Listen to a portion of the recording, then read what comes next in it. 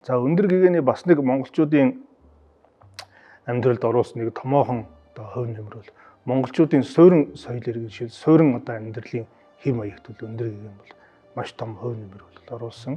За өндөр гэгээн зан үзэртэй холбоотойгоор бол одоо өнөөгийн Монгол улсын нийслэл Улаанбаатар хотын одоо суурийг бол шар бусын гордоор бол тавьсан гэж ингэж үздэг.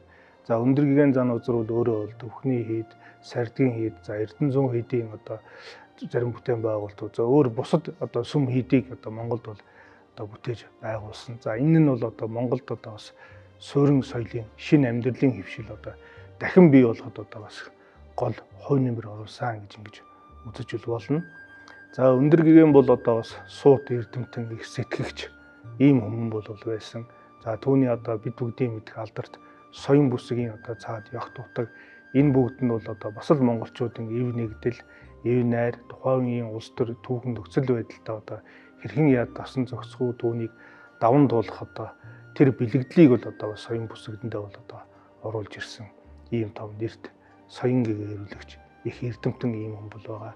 Одоо бид бүгдийн хамгийн сайн мэдэх өндөр гэгээний Жонлов цогцол гэдэг ном бол байна. Энэ бол одоо халх ойрдын одоо эв нэгдлийг одоо бас авчрах тухай өгүүлсэн ийм л одоо сургаал номлол бол байдаг.